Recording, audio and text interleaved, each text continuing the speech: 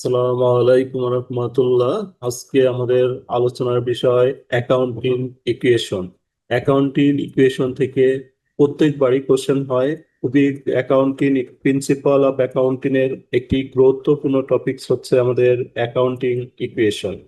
Accounting equation করার জন্য আমাদের এই সূত্রটা জানতে হবে। হিসাব বিজ্ঞানের এই সূত্রটি আমাদের এ সমান এল প্লাস ও ই। এতে হচ্ছে অ্যাসেট, এলতে হচ্ছে লায়াবিলিটিস প্লাস ওনার্স ইকুইটি।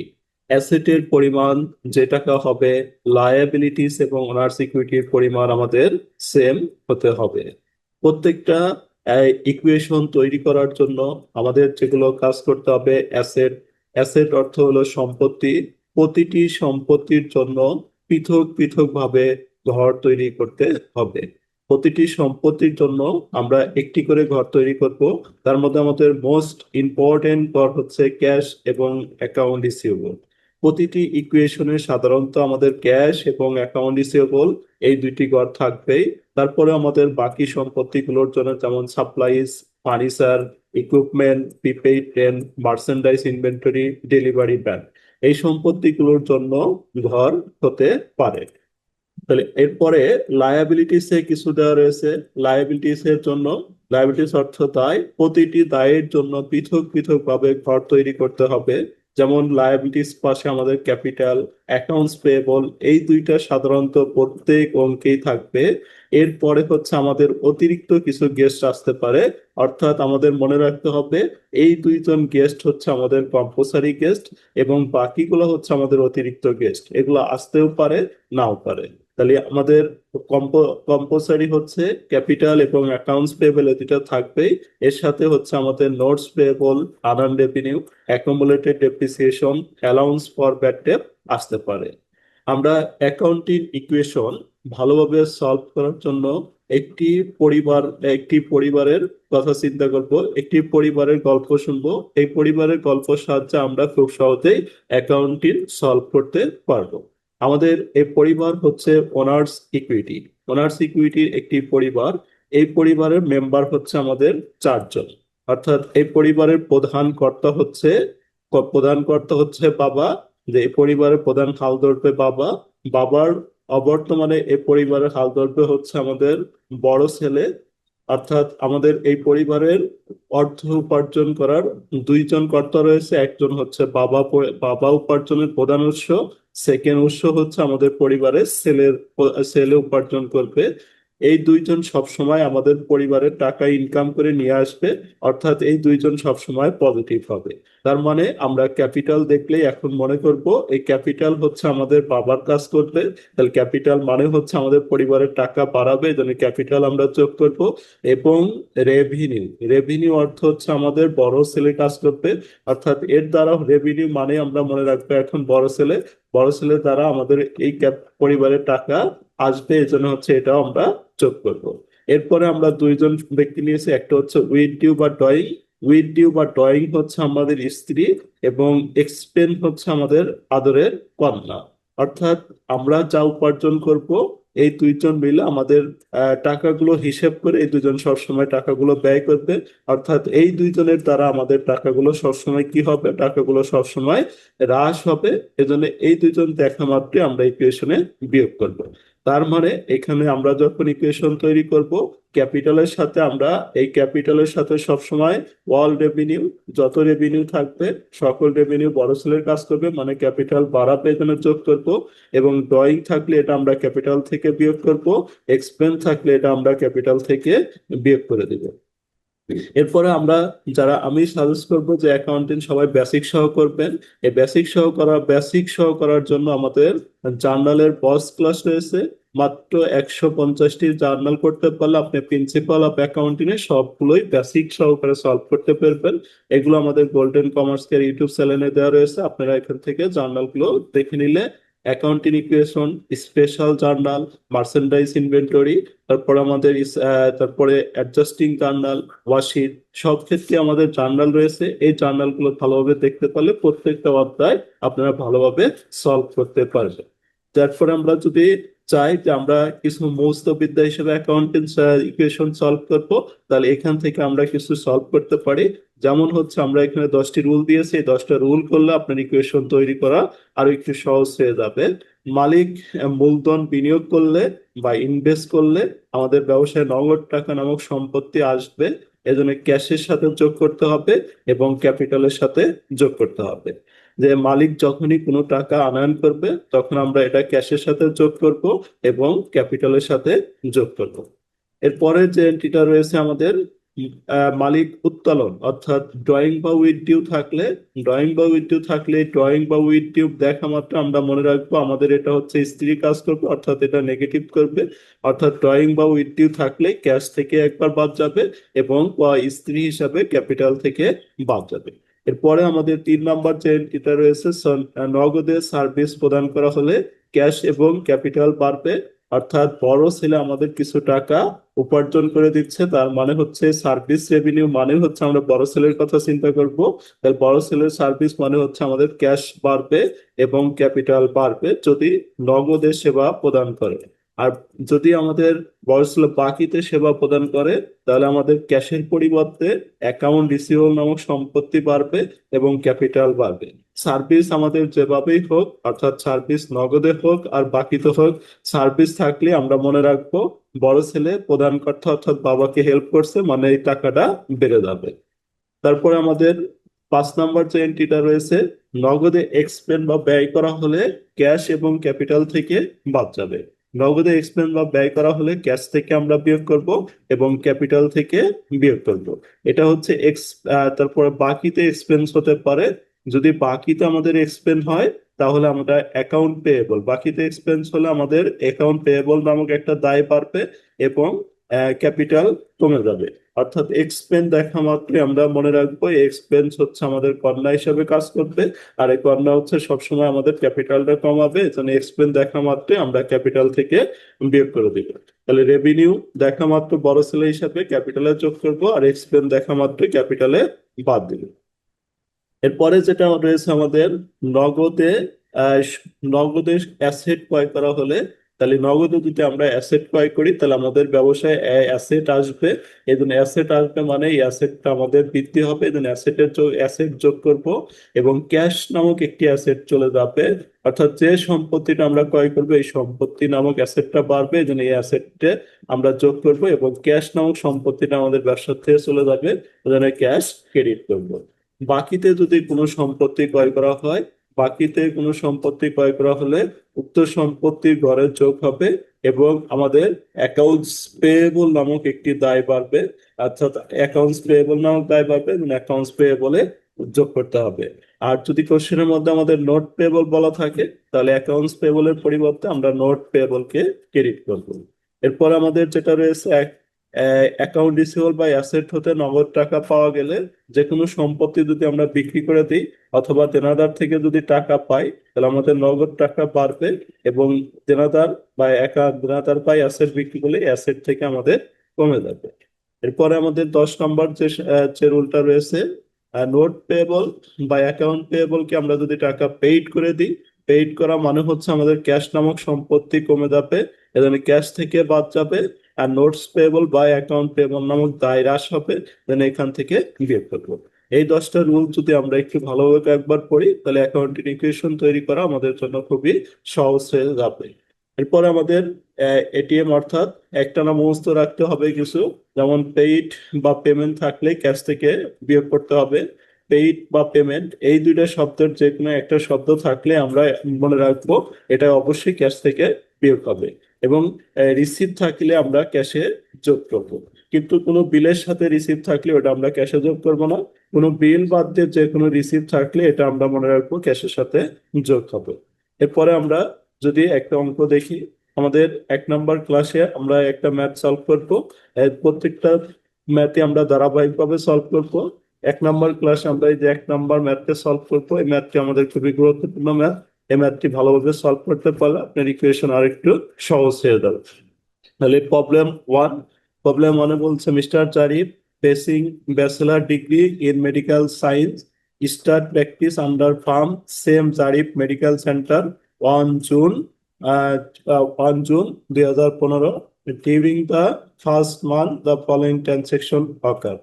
তাহলে এখানে আমরা প্রত্যেকটা এন্ট্রির জার্নাল করার চেষ্টা করব। যেমন এই যে ইনভেস্ট, আমরা ইনভেস্ট ক্যাশ, আলমারি, শেয়ার, কস্টিং টাকা হচ্ছে আমাদের এত টাকা। তাহলে আমরা এখান থেকে আমাদের ব্যবসার মালিক ইনভেস্ট করতেছে, একটা হচ্ছে ক্যাশ এবং একটা হচ্ছে আলমারি শেয়ার টেবিল। আমরা জানি আমাদের ব্যবসার দুইটি সম্পত্তি আসবে, একটি হচ্ছে ক্যাশ, একটা হচ্ছে আলমারি চেয়ার টেবিল।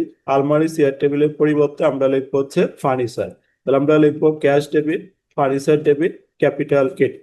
তাহলে এখান থেকে আমাদের দুইটা ঘর হবে, একটা হচ্ছে ক্যাশ নামে একটা ঘর হবে, একটা হচ্ছে আমাদের ফার্নিচার নামে একটা ঘর হবে। আর এই দুইটার পরিবর্তে আমরা করব হচ্ছে কি ক্যাপিটাল। তারপর আমাদের বলছে paid rent for the month, টাকা paid rent for the month of June and July. অর্থাৎ এক মাসের অধিক যদি কোনো ভাড়া দিই তাহলে এখানে আমাদের হবে প্রিপেইড রেন্ট। তাহলে prepaid rent debit, cash credit. তাহলে এভাবে আমরা জার্নাল করে করে সলভ করব। যেমন জার্নাল গুলো আমরা যদি এখান থেকে দেখি, প্রথম এন্ট্রিটা আমাদের যে জার্নাল রয়েছে, প্রথমে 1 নম্বরে আমরা যে জার্নালটা করেছি ক্যাশ ডেবিট, আর ফার্নিচার ডেবিট এবং ক্যাপিটাল ক্রেডিট। ক্যাশ ডেবিট আমাদের ক্যাশ নামক সম্পত্তি বাড়বে, এখানে ক্যাশ ডেবিট আমাদের হয়েছে কত, 1,50,000। তারপরে আলমারি চেয়ার টেবিল, এই যে আলমারি চেয়ার টেবিল এর জন্য আমরা করব হচ্ছে ফার্নিচার ডেবিট, আর দুইটা মিলে আমরা লিখবো হচ্ছে ক্যাপিটাল ক্রেডিট। এরপরে paid rent for the month of June and July, 2 মাসের আমরা ভাড়া দিলাম। আমাদের যদি 1 মাসের ভাড়া দেওয়া হয় তাহলে হবে এক্সপেন্স, 1 মাসের অধিক ভাড়া দেওয়া হলে এটা হয়ে যাবে আমাদের প্রিপেইড। অর্থাৎ এখানে আমাদের হবে প্রিপেইড রেন্ট নামক একটি সম্পত্তি বাড়বে, প্রিপেইড রেন্ট ডেবিট। আর যেহেতু পেইড রয়েছে তার মানে ক্যাশ নামক সম্পত্তি আমাদের কমে যাবে, ক্যাশ ক্রেডিট। এরপরে purchase medical equipment for cash, medical equipment নামক একটি সম্পত্তি আমরা কিনলাম। তাহলে আমাদের ব্যবসাতে আসবে হচ্ছে মেডিকেল ইকুইপমেন্ট নামক একটি সম্পত্তি আমাদের ব্যবসাতে আসবে। এজন্য আমরা লিখবো মেডিকেল ইকুইপমেন্ট ডেবিট। আর ক্যাশ নামক সম্পত্তি আমাদের চলে যাবে, এজন্য ক্যাশ ক্রেডিট। তারপর purchase medical supplies one account, one account মানে হচ্ছে আমরা ধারে কিনবো। তাহলে আমাদের এখানে হবে মেডিকেল সাপ্লাইজ ডেবিট, অর্থাৎ সাপ্লাইজ ডেবিট, আর এটা ক্যাশ না, সাপ্লাইজ ডেবিট এটা হবে হচ্ছে আমাদের accounts payable. Supplies debit, accounts payable credit. Receive revenue, receive service revenue receive for cash, নগদের সেবা প্রদান করা হলো। নগদের সেবা প্রদান করলে আমাদের নগদ নামক সম্পত্তি বাড়বে, এখানে cash debit, service revenue credit. তারপরে বলছে বিল পেশেন্ট টাকা 40,000 ট্রিটমেন্ট সার্ভিস রেন্ডের, মানে আমরা বাকিতে সেবা দিলাম। বাকিতে সেবা দিলে আমরা জানি অ্যাকাউন্ট রিসিভেবল নামক একটি সম্পত্তি হবে, account receivable debit, service revenue credit. Cash টাকা 20,000 borrowed from bank on note payable, যে ব্যাংকে আমরা কিছু জামানত রেখে 20,000 টাকা ধার করলাম। তাহলে 20,000 টাকা ধার করলে আমাদের ব্যবসার নগদ টাকা আসবে, এজন্য ক্যাশ নামক সম্পত্তি বাড়বে, ক্যাশ ডেবিট। আর হচ্ছে আমাদের নোট পেয়েবল নামক একটি দায় বাড়বে, এজন্য নোট পেয়েবল ক্রেডিট। তারপর 25 তারিখে আমাদের বলা রয়েছে রিসিভ টাকা 30,000 ফ্রম পেশেন্ট অন জুন 16। 16 তারিখ থেকে আমরা এই 16 তারিখ থেকে 25 তারিখে যে কিছু টাকা পাবো। তাহলে আমাদের ক্যাশ নামক সম্পত্তি বাড়বে, যেন ক্যাশ ডেবিট। আর এই অ্যাকাউন্ট রিসিভেবল নামক সম্পত্তি কমে যাবে, অ্যাকাউন্ট রিসিভেবল ক্রেডিট হবে। এরপর রিসিভ টেলিফোন বিল, কোনো বিলের সাথে রিসিভ মানে এটা হচ্ছে একটি কাগজ প্রাপ্তি, এটা টাকা প্রাপ্তি না। Telephone bill, electricity bill, gas bill, এগুলা বিল সবসময় আমাদের দায় সৃষ্টি করবে। এজন্য বিল পাওয়ার সাথে সাথে আমাদের একটা দায়ের সৃষ্টি হবে, যেন এটা আমরা লিখবো telephone bill expense debit, accounts payable credit. Paid salary and electricity, তাহলে স্যালারি অ্যান্ড ইলেকট্রিসিটি একাধিক এক্সপেন্স যদি একসাথে থাকে তাহলে আমরা এটার নাম লিখবো sundry expense debit, cash credit. আর medical supplies on hand, medical supplies on hand, তাহলে সাপ্লাইজ 2,000 টাকা হাতে রাখতে হবে। তাহলে আমাদের সাপ্লাইজটা ছিল হচ্ছে কত, সাপ্লাইজ ছিল হচ্ছে আমাদের 10,000, এর মধ্যে থাকবে হচ্ছে 2,000, বাকি 8,000 টাকা আমাদের খরচ করতে হবে। তাহলে খরচের জন্য আমরা জাবেদা দিয়ে দিব সাপ্লাইজ এক্সপেন্স ডেবিট আর সাপ্লাইজ ক্রেডিট। তাহলে আমরা এবার এই জার্নাল গুলোর সাহায্যে শর্টকাটে ঘর তৈরি করব। যেমন জার্নাল করতে পারলে আমরা সব শর্টকাটে ঘর তৈরি করতে পারবো। এখান থেকে আমরা হচ্ছে ক্যাশ ডেবিট, ক্যাশ নামে একটা ঘর দিব, তারপরে ফার্নিচার ডেবিট, ফার্নিচার নামে একটা ঘর দিব। আর দুইটা মিলা হচ্ছে আমরা ক্যাপিটাল নামে একটি ঘর দিব। তাহলে ক্যাশ, ফার্নিচার, ক্যাপিটাল ঘর হলো। তারপর পারচেস মেডিকেল ইকুইপমেন্ট, এই গড়টা তৈরি করার জন্য আমরা যদি জার্নাল না করতে চাই তাহলে সহজে আমরা করতে পারি। যেমন প্রথমে হচ্ছে আমাদের এই পাশে ক্যাশ ডেবিট, তাহলে ক্যাশ নামে একটা গড় হবে, ফার্নিচার ডেবিট ফার্নিচার নামে একটা গড় হবে, এবং এই দুইটা মিলে হচ্ছে এই পাশে আমাদের ক্যাপিটাল নামে গড় হবে। তারপর আমাদের বলছে 1 তারিখে দুই মা একাধিক মাসের ভাড়া দিছি, তাহলে তার মানে এটা হচ্ছে আমাদের প্রিপেইড রেন্ট। তাহলে শর্টকাটে আমরা এভাবে লিখে নিতে পারি prepaid rent debit cash credit. তাহলে প্রিপেইড রেন্ট অ্যাসেট পাশে গড় হবে, ক্যাশ তো আমাদের আছেই। Purchase medical equipment cash, medical equipment debit cash credit. তাহলে মেডিকেল ইকুইপমেন্টের জন্য আমরা একটা মেডিকেল ইকুইপমেন্টের জন্য একটা অ্যাসেট সাইটে গড় দিব, আর ক্যাশ তো আমাদের ছিলই।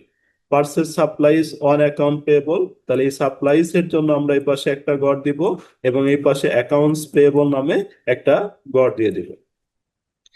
রিসিভ সার্ভিস রেন্ডেড, সেবা দিলাম নগদে, cash debit service revenue credit, এটা ক্যাশ এবং ক্যাপিটালের যোগ হবে, এর দ্বারা কোনো কর হবে না। বিল পেশেন্ট, একজন রোগীকে আমরা সেবা দিলাম, এর জন্য আমাদের এখানে একটা গড় হবে। যে আমরা যদি বাকিতে কোনো সেবা দিই তাহলে অ্যাকাউন্ট রিসিভেবল নামক একটা গড় তৈরি হবে, account receivable debit service revenue credit. Borrowed from note payable, তাহলে আমরা নগদ টাকা আদায় করলাম, এর জন্য আমাদের cash debit note payable credit. তাহলে আমাদের তারপরে রয়েছে রিসিভ প্যাশন, এগুলোর থেকে আর কোনো গড় নেই। এখানে আমরা দেখতেছি cash, furniture, prepaid ten, medical equipment 4, supplies 5, account receivable 6। তাহলে এই সাইটে আমাদের অ্যাসেট সাইটে 6টি, এবং দায় সাইটে আমাদের গড় রয়েছে হচ্ছে দায় সাইটে 3টি। এবার আমরা একটা শক কাটবো, এই শকের সাহায্যে আমরা ম্যাথটা সলভ করব, তৈরি করব। তাহলে আমাদের 6টি ঘরের সাহায্যে আমরা এভাবে একটা শক টানাবো। এই ছকে আমরা ঘরগুলো দিয়ে দিব। তাহলে ঘরগুলোতে আমরা লিখবো প্রথমে হচ্ছে ডেট, আর এই পাশে অ্যাসেট সাইডে 6টি, এবং দায় সাইডে আমরা লিখবো হচ্ছে 3টি ঘর। তাহলে 6টি ঘর হচ্ছে আমাদের কি কি থাকলো, cash, accounts, cash, furniture, prepaid, medical equipment, supplies, account receivable. এই সাইডে আমাদের accounts payable, notes payable, capital আর রিমার্কের জন্য রাখবো। তাহলে আমরা প্রত্যেকটা এন্ট্রি এবার বুঝে বুঝে প্রত্যেকটা এন্ট্রি সলভ করব। যেমন আমাদের 1 নম্বর এন্ট্রিতে আমরা জার্নাল করেছিলাম ক্যাশ ডেবিট ক্যাপিটাল ক্রেডিট। তাহলে আমরা এখানে করব হচ্ছে ক্যাশ নামক সম্পত্তি বাড়বে, এজন্য ক্যাশে লিখবো 1,50,000 টাকা। ফার্নিচার নামক একটি সম্পত্তি বাড়বে 1,00,000 টাকা, তাহলে ফার্নিচারে লিখবো 1,00,000, এবং ক্যাপিটাল 2,50,000 টাকা। তাহলে আমরা এভাবে সলভ করব, যে ক্যাশের ঘরে লিখবো হচ্ছে ক্যাশ নামক সম্পত্তি বাড়বে আমাদের 1,50,000, এখানে ক্যাশের ঘরে লিখবো 1,50,000। ফার্নিচার নামক একটা সম্পত্তি আমাদের ব্যবসাতে আসবে, মানে এটাও সম্পত্তি বাড়বে, এই ঘরে লিখবো আমরা 1,00,000। আর এই দুইটি মিলে আমাদের ক্যাপিটাল নামক একটি দায় বাড়বে, এখানে ক্যাপিটাল লিখবো হচ্ছে 2,50,000। সাইটে লিখবো ইনভেস্টমেন্ট, অর্থাৎ মালিক ব্যবসায় বিনিয়োগ করছে, এই জন্য নগদ টাকার পরিমাণ বেড়ে গেছে, এই জন্য নগদের যোগ করে দিব আমরা 1,50,000। একটা ফার্নিচার নামক সম্পত্তি নিয়েছে, ফার্নিচার নামক সম্পত্তি বাড়বে আমাদের 1,00,000 টাকা। এই দুইটি যোগ করে, যেহেতু মালিক আনয়ন করছে, এই দুইটি যোগ করে আমরা ক্যাপিটালে বসা দিব, আর ক্যাপিটালের ঘরে বসলে আমাদের রিমার্কে বসাইতে হবে, এটা হচ্ছে আমাদের ইনভেস্টমেন্ট। এরপরে নেক্সট আমরা 2 নম্বর এন্ট্রিতে আমাদের যেটা রয়েছে 2 নম্বরে paid rent for the month June and July, 2 মাসের ভাড়া দেওয়া হয়েছে, তাহলে এর জন্য আমরা লিখছিলাম prepaid rent debit cash credit. তাহলে এখান থেকে আমরা দুইটি এন্ট্রি পাচ্ছি, একটা হচ্ছে প্রিপেইড রেন্ট আর একটি হচ্ছে ক্যাশ। তাহলে আমাদের এখান থেকে আমাদের প্রিপেইড রেন্ট নামক একটা সম্পত্তি বাড়বে, এজন্য আমরা প্রিপেইড রেন্টের ঘরে এটা বসাবো, এবং ক্যাশ নামক সম্পত্তিটা চলে যাবে, এজন্য ক্যাশ থেকে বিয়োগ করে দিব। তাহলে প্রিপেইড রেন্ট নামক সম্পত্তি বাড়বে, এজন্য প্রিপেইড রেন্টের ঘরে যোগ করে দিব আমরা। আমরা লিখবো হচ্ছে প্রিপেইড রেন্ট, এই যে প্রিপেইড রেন্টের ঘরে আমরা এখানে যোগ করে দিব, যে প্রিপেইড রেন্টের যোগ করব 10,000। ক্যাশ নামক সম্পত্তি কমে যাবে, এজন্য ক্যাশ থেকে আমরা 10,000 টাকা বিয়োগ করে দিব। তাহলে প্রিপেইড রেন্ট এবং ক্যাশ। এরপরে 3 নম্বরে যে এন্ট্রিটা রয়েছে purchase medical, 2 number purchase medical supplies for cash. তাহলে মেডিকেল সাপ্লাইজ কিনলাম, এর জন্য আমাদের জার্নাল মেডিকেল সাপ্লাইজ নামক একটি সম্পত্তি আসবে, দেন মেডিকেল সাপ্লাইজ ডেবিট, ক্যাশ নামক সম্পত্তি চলে যাবে, এজন্য ক্যাশ ক্রেডিট। তাহলে আমরা লিখবো মেডিকেল সাপ্লাইজ নামক সম্পত্তি আসবে, দেন মেডিকেল সাপ্লাইজে বসিয়ে দিব, মেডিকেল সাপ্লাইজে যোগ করব 50,000। ক্যাশ নামক সম্পত্তি আমাদের থেকে চলে যাবে, এজন্য ক্যাশ ক্রেডিট 50,000 টাকা। আমাদের 4 তারিখে যে এন্ট্রিটা রয়েছে, 4 তারিখে রয়েছে purchase medical supplies on account, supplies আমরা যদি বাকিতে ক্রয় করি তাহলে আমাদের সাপ্লাইজ নামক একটি সম্পত্তি আসবে এবং অ্যাকাউন্টস পেয়েবল নামক দায় বাড়বে। তাহলে বাকিতে কোনো সম্পত্তি ক্রয় করা হলে উক্ত সম্পত্তি বৃদ্ধি হবে এবং অ্যাকাউন্টস পেয়েবল নামক দায় বাড়বে। তাহলে আমরা সাপ্লাইজ ক্রয় করছি এর জন্য আমরা যে সাপ্লাইজ এর ঘরে এটা আমরা যোগ করব, সাপ্লাইজ ডেবিট সাপ্লাইজ এর ঘরে যোগ করব 10,000, অ্যাকাউন্টস পেয়েবল নামক দায় বাড়বে, অ্যাকাউন্টস পেয়েবলে এটা আমরা যোগ করে দিব 10,000। পরের এন্ট্রিটা আমাদের রয়েছে receive service, service revenue receive cash টাকা 60,000। নগদে যদি আমরা সেবা দিই, সেবা দিলে আমাদের কি হবে, নগদে সেবা দিলে আমাদের হবে হচ্ছে ক্যাশ নামক সম্পত্তি বাড়বে, এখানে ক্যাশ ডেবিট, আর সার্ভিস রেভিনিউ নামক আয় বাড়বে, এখানে সার্ভিস রেভিনিউ ক্রেডিট। আমরা জানি অল রেভিনিউ আমাদের অল রেভিনিউ দ্বারা আমাদের ক্যাপিটাল বাড়বে, যেন আমাদের রেভিনিউটা হচ্ছে ক্যাপিটালের যোগ। ক্যাশ ডেবিট, তাহলে ক্যাশের ঘরে আমরা যোগ করব যে service revenue, service cash debit ক্যাশের ঘরে যোগ করব আমরা 60,000 টাকা। সার্ভিস রেভিনিউ আমাদের অল রেভিনিউ ক্যাপিটাল বাড়বে, এই জন্য অল রেভিনিউ হচ্ছে আমাদের ক্যাপিটালের সাথে যোগ করবো, সার্ভিস রেভিনিউ সাইটে লিখে দিব সার্ভিস রেভিনিউ। আমাদের পরবর্তী এন্ট্রিটা রয়েছে বিল পেশেন্ট টাকা 40,000 ফর সার্ভিস রেন্ডেড। সার্ভিস তাহলে আমাদের দুই ভাবে হতে পারে, একটা হচ্ছে আমাদের নগদে হতে পারে, নগদে হলে আমাদের আমাদের সার্ভিস অ্যাকাউন্টিং ইকুয়েশনে দুই ভাবে থাকতে পারে, একটা হচ্ছে নগদে, একটি হচ্ছে বাকিতে। যখন নগদে থাকবে তখন আমাদের ক্যাশ নামক সম্পত্তি বাড়বে, যেন ক্যাশ ডেবিট, আর হচ্ছে সার্ভিস রেভিনিউ আমাদের ক্যাপিটাল বাড়ে দিবে, যেন ক্যাপিটালের সাথে যোগ করবো সবসময়। আর যদি বাকিতে সেবা প্রদান করি, বিল মানে হচ্ছে বাকি, বাকিতে সেবা প্রদান করলে আমাদের অ্যাকাউন্ট রিসিভেবল নামক সম্পত্তি বাড়বে এবং এই ক্যাপিটাল নামক দায়ী বাড়বে। তাহলে বাকিতে সেবা প্রদান করার জন্য আমাদের জার্নাল হবে account receivable debit service revenue credit. তাহলে আমরা অ্যাকাউন্ট রিসিভেবল ডেবিট এবং সার্ভিস রেভিনিউ ক্রেডিট, তাহলে আমরা অ্যাকাউন্ট রিসিভেবল ডেবিট মানে অ্যাকাউন্ট রিসিভেবল ঘরে বসাবো 40,000 টাকা, আর সার্ভিস রেভিনিউ দ্বারা আমাদের আয় বাড়বে, যেমন সার্ভিস রেভিনিউ ক্যাপিটালে যোগ করে দিব 40,000 টাকা। পরবর্তী যে এন্ট্রিটা রয়েছে আমাদের ক্যাশ টাকা 20,000 borrowed from bank on note payable. Note পেয়েবলের বিনিময়ে 20,000 টাকা ব্যাংক থেকে ধার করা হলো। তাহলে নোট পেয়েবলের বিনিময়ে 20,000 টাকা ব্যাংক থেকে ধার করা হলে তাহলে আমাদের আসবে হচ্ছে ক্যাশ নামক একটি সম্পত্তি আসবে, এই জন্য আমরা লিখবো ক্যাশ ডেবিট, আর নোট পেয়েবল নামক একটি ক্যাশ নামক সম্পত্তি বাড়বে, এই জন্য ক্যাশ ডেবিট, নোট পেয়েবল নামক একটি দায় বাড়বে, এখানে নোট পেয়েবল ক্রেডিট করবো। তাহলে আমরা ক্যাশ নামক সম্পত্তি বাড়বে, তাহলে ক্যাশের ঘরে যোগ করে দিব, যে কয়েক ক্যাশ এর ঘরে যোগ করে দিব, ক্যাশ হচ্ছে আমাদের 20,000 টাকা, নোট পেবল নামক একটি দায় বাড়বে, নোট পেবলে যোগ করে দিব 20,000 টাকা।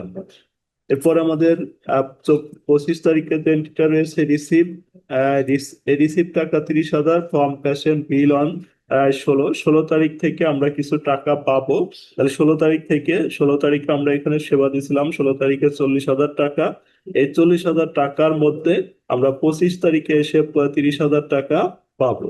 তাহলে 30,000 টাকা পাওয়ার জন্য আমাদের জার্নাল হবে cash debit account receivable credit, অর্থাৎ ক্যাশ ডেবিট মানে এই সম্পত্তিটা আমাদের বাড়বে, অ্যাকাউন্ট রিসিভেবল নামক সম্পত্তিটা আমাদের কমে যাবে। তাহলে আমরা 25 তারিখে আমাদের ক্যাশ নামক সম্পত্তি বাড়বে, তাহলে ক্যাশের ঘরে যোগ করব হচ্ছে 30,000 টাকা, অর্থাৎ আমাদের এই 40,000 টাকা থেকে আমরা 30,000 টাকা পাবো। তাহলে এই 30,000 টাকা নামক সম্পত্তি বাড়বে, যেন ক্যাশে যোগ করবো 30,000, অ্যাকাউন্ট রিসিভেবল নামক সম্পত্তি কমে যাবে, অ্যাকাউন্ট রিসিভেবল থেকে বিয়োগ করে দিব 30,000 টাকা। এরপরে আমাদের যেটা রয়েছে রিসিভ টেলিফোন বিল, কোনো বিলের সাথে যদি রিসিভ থাকে তাহলে এটা আমাদের নগদ টাকা পাওয়া যাবে না, যে কোনো বিলের সাথে রিসিভ থাকলে এটা আমাদের কাগজ প্রাপ্তি অর্থাৎ একটা দায় বাড়বে, এদের আমরা লিখবো টেলিফোন বিল এক্সপেন্স ডেবিট, আর এটা তারা আমাদের অ্যাকাউন্টস পেয়েবল নামক দায় বাড়বে, অ্যাকাউন্টস পেয়েবল ক্রেডিট। আমরা জানি সকল, আমরা জানি অ্যাকাউন্টিং ইকুয়েশনের সকল এক্সপেন্স কর্নার কাজ করবে, এবং সকল এক্সপেন্স আমরা ক্যাপিটাল থেকে বাদ দিয়ে দিব। তাহলে টেলিফোন বিল এক্সপেন্স ক্যাপিটাল থেকে বাদ দিয়ে দিব 5,000, অ্যাকাউন্টস পেয়েবল ক্রেডিট মানে অ্যাকাউন্টস পেয়েবল দায় বাড়াবে, এই জন্য অ্যাকাউন্টস পেয়েবলে যোগ করে দিব 5,000 টাকা। পরবর্তীতে যে এন্ট্রিটা রয়েছে পেইড স্যালারি টাকা 10,000 অ্যান্ড ইলেকট্রিসিটি বিল, তাহলে দুইটি যোগ করে আমরা ক্যাশ এবং ক্যাপিটাল থেকে যোগ করে বাদ দিয়ে দিব। তাহলে আমরা পরবর্তী এন্ট্রিটা দুইটি যোগ করলে আমাদের 16,000 টাকা ক্যাশ থেকে বাদ যাবে, ক্যাপিটাল থেকে বাদ যাবে। কারণ এটার জন্য আমরা জার্নাল করছিলাম সানডি এক্সপেন, এক্সপেন হিসাবে আমরা কন্যা হিসাবে এক্সপেন ক্যাপিটাল থেকে বাদ দিলাম, ক্যাশ ক্রেডিট মানে ক্যাশ নামক সম্পত্তি চলে গেছে, মানে ক্যাশ থেকেও আমরা বাদ দিয়ে দিব। আমাদের পরবর্তী যে এন্ট্রিটা রয়েছে মেডিকেল সাপ্লাইজ ওয়ান হ্যান্ড, আমাদের এখানে সাপ্লাইজ ছিল হচ্ছে 10,000 টাকা। এই 10,000 টাকার মধ্যে এখানে আমাদের সাপ্লাইজ ওয়ান হ্যান্ড, অর্থাৎ সাপ্লাইজ আমাদের হাতে থাকবে 2,000 টাকা। তাহলে 10,000 থেকে এই 2,000 যদি আমাদের থাকে, তাহলে আমাদের বাকি হচ্ছে 8,000 টাকা খরচ হবে। এই খরচের জন্য আমাদের জার্নাল করতে হবে সাপ্লাইজ এক্সপেন ডেবিট, সাপ্লাইজ ক্রেডিট। তাহলে আমরা লিখবো সাপ্লাইজ এক্সপেন ডেবিট, সাপ্লাইজ ক্রেডিট। তাহলে আমাদের সাপ্লাইজ এক্সপেন ডেবিট, আমরা জানি পৃথিবীতে যত এক্সপেন আছে অ্যাকাউন্টিং ইকুয়েশনে সকল এক্সপেন কর্নার কাজ করবে। এই জন্য সাপ্লাইজ এক্সপেন ডেবিট, সাপ্লাইজ এক্সপেন ক্যাপিটাল থেকে বাদ দিব। আর সাপ্লাইজ ক্রেডিট, সাপ্লাইজ ক্রেডিট মানে সাপ্লাইজ নামক সম্পত্তি কমে যাবে, এই জন্য সাপ্লাইজ থেকে বিয়োগ করে দিব। এরপরে আমাদের এখানে আর কোনো এন্ট্রি দেখা যাচ্ছে না, কিন্তু আমাদের যখনই এই অঙ্কের মধ্যে প্রিপেইড নামে কোনো খরচ থাকবে, অর্থাৎ প্রিপেইড নামে কোনো খরচ থাকলে আমরা শেষ তারিখে এখান থেকে 1 মাসের টাকা খরচ হিসাবে দেখিয়ে দিব। এখানে আমাদের জুন আর জুলাই মাসে 10,000 টাকার ছিল 2 মাসে, তাহলে আমাদের 1 মাস শেষ, এদের 1 মাসের টাকা আমরা 2 মাসে 10,000 ছিল, তাহলে 1 মাসে হচ্ছে আমাদের 5,000 টাকা। এই 5,000 টাকা আমাদের একটা সম্পত্তি এখান থেকে কমে যাবে, এই সম্পত্তি 5,000 টাকা এখান থেকে আমরা হ্রাস করে দিব। যদি আমাদের কোনো খরচ দেওয়া থাকে অগ্রিম অগ্রিম খরচ দেওয়া থাকলে আমরা মাস শেষে যায় 1 মাসের টাকা খরচ করব। এর জন্য আমাদের জানাল হবে রেন্ট এক্সপেন ডেবিট, আর প্রিপেইড রেন্ট ক্রেডিট টাকা হলো 5,000। তাহলে আমরা রেন্ট এক্সপেন ডেবিট পাশে রেন্ট এক্সপেন ডেবিট মানে ক্যাপিটাল থেকে বাদ দিব, আর প্রিপেইড রেন্ট ক্রেডিট মানে প্রিপেইড রেন্ট থেকে আমরা বিয়োগ করবো। এবার আমাদের সবগুলো এন্ট্রি দেওয়া শেষে আমাদের এই ক্যাশের যেগুলো যোগ রয়েছে যোগগুলো যোগ করব, এবং বিয়োগগুলো বিয়োগ করলে আমাদের আসবে 1,84,000। সাপ্লাইজ ফার্নিচার আমাদের 1,00,000 টাকা, প্রিপেইড রেন্ট হচ্ছে 5,000, মেডিকেল ইকুইপমেন্ট হচ্ছে আমাদের 10,000 টাকা, সাপ্লাইজ হচ্ছে আমাদের যোগ বিয়োগ করলে 2,000 টাকা, অ্যাকাউন্ট রিসিভেবল যোগ বিয়োগ করলে 10,000 টাকা, অ্যাকাউন্টস পেয়েবল আমাদের যদি আমরা ক্যালকুলেশন করি 15,000 টাকা, তারপর নোটস পেয়েবল হচ্ছে আমাদের 20,000 টাকা, ক্যাপিটাল যোগ বিয়োগ করলে আমাদের 3,16,000 টাকা। এটা আমরা ব্যালেন্স দিয়ে নামাবো। এরপরে লিখবো চেক, অর্থাৎ অ্যাসেট সাইডে যতগুলো সম্পত্তি রয়েছে সকল সম্পত্তি আমরা যোগ করব। যোগ করলে আমাদের অ্যাসেটের ফলাফল আসবে 3,51,000 টাকা। এপাশে আমরা একটা সমান সমান দিয়ে আমাদের দায় সাইডে সবগুলো যোগ করলে এটা সমান হবে, অর্থাৎ 3,51,000 টাকা। এভাবে আমরা ইকুয়েশন খুব সহজেই সলভ করতে পারি। প্রত্যেকটা ম্যাথ সলভ করার জন্য আমাদের প্রথম যে নিয়মটা ছিল এই নিয়মটা অবশ্যই ভালোভাবে দেখবেন। দেখার পরে আহ, এই শীটটা কাছে নিয়ে ম্যাথগুলো সলভ করবেন, খুব সহজেই এই ম্যাথগুলো সলভ করা যাবে।